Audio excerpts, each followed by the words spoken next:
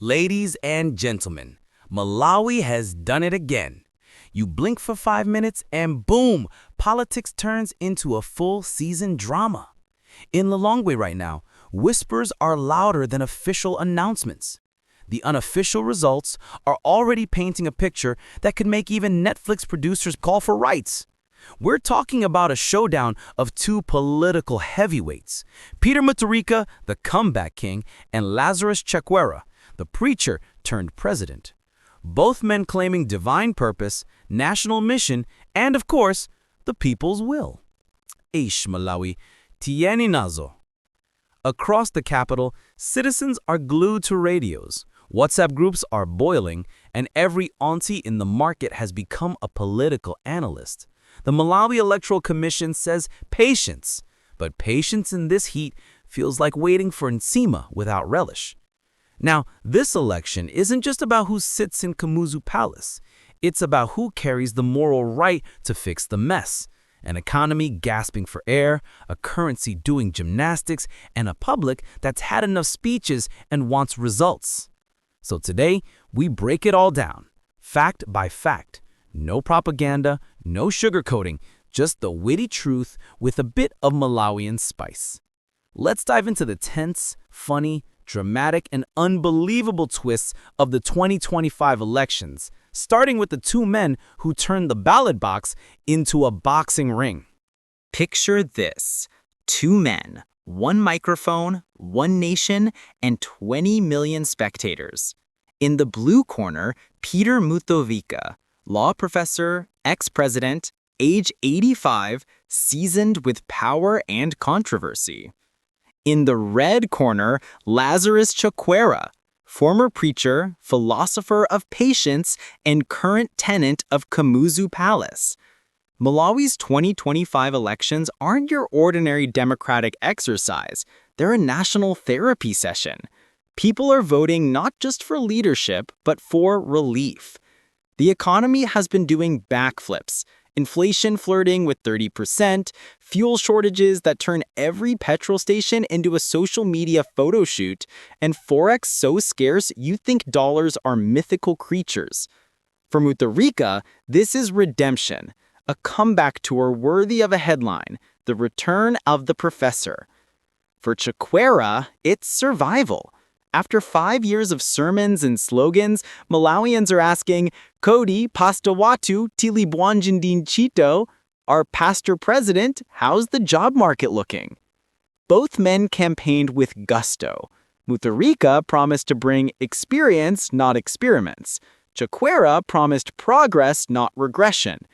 Each rally felt like a concert. Drones in the sky, music blaring, supporters dancing on pickup trucks. But underneath the ululation was quiet fatigue. Ordinary citizens just wanted prices down, jobs up, and a government that answers calls faster than it issues press statements. And the stakes? Massive.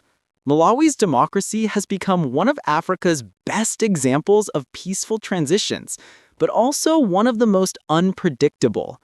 One wrong move and peace could evaporate faster than airtime on a bad signal. Now, here's where things got real spicy. As the sun set over Lilongwe, results began rolling in like slow-burning fireworks. And suddenly, boom, the name Mutharika started topping charts faster than a hit song from Tigran. According to multiple unofficial tallies, Peter Mutharika was dominating early counts. Southern strongholds, no surprise. But the shock came when results from Central Region began leaning blue, DPP blue. Lilongwe, once Chakwera's fortress, started showing cracks. In some urban centers, DPP numbers climbed like a rocket. Blantyre, Zomba, and even parts of Mzuzu started tilting in his favor. Meanwhile, social media lit up like a Christmas tree in October. DPP supporters were already dancing. MCP loyalists were suspiciously quiet. Rumors started flying. Chakwera's team is preparing a statement, some said. MEC's website is down, others whispered. Classic Malawian election night suspense. Observers noted that even before MEC's official word, both camps were declaring victory. The DPP claimed a clear people's mandate, while the MCP urged calm and faith in the process. The Malawi Electoral Commission, playing the role of strict parent, had to step in and say, hey, let's all breathe, the counting is not finished. But those early figures sent a clear message. The tide had shifted. Whether it was economic frustration, nostalgia, or political fatigue, the people seemed ready for a return of the old guard. Now, when numbers start flipping faster than a boda avoiding potholes, you know the story isn't over, because the moment you say unofficial in Malawi, that's when the drama officially begins. All right, let's talk about the counting process, or as some call it, the most suspenseful part of every Malawian election. You see, in Malawi, elections are not just about who votes, but also about how those votes are handled between the polling station and the tally center. That journey is sometimes longer than a bus ride from Nasanja to Karanga. Laughs softly, then grows serious. Now, according to the Malawi Electoral Commission, the official results must be declared within 7 days after voting. But this year, there have been reports of network glitches, slow transmissions, and even some tally kits showing up without proper seals. Uh-oh. Observers have called for transparency, urging MEC not to repeat the mistakes of the past, especially after what happened in 2019, when results were literally corrected using TIPX. Yes, the infamous TIPX election still echoes in every voter's mind. This time around, MEC says they're using better systems, better oversight, and better security. But still, rumors have been swirling on social media faster than a WhatsApp voice note. Some claim results from certain polling stations disappeared for hours before being uploaded. Others say party monitors argued over discrepancies.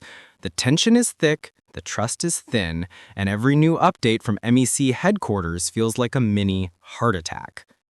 Changes tone, authoritative. To be fair, the chairperson of MEC urged everyone to remain calm and respect the process. And that's valid, because rushing to declare winners before official verification is like eating nasima before it's fully cooked. You'll regret it later. But let's be real. Both parties know the stakes are too high to wait quietly. Beat for transition. So as the counting drags and the whispers grow louder, one question keeps bouncing around like a football. Can Malawi avoid another disputed election? Because if history repeats itself, we're not just talking about numbers, we're talking about trust, unity, and whether democracy can survive another round of finger-pointing. Sharp tone, rhythmic. Coming up next, Fact 4, the political theater begins. Chakwera concedes early. Mutharika celebrates, and Malawi's political scene turns into a live soap opera you can't switch off.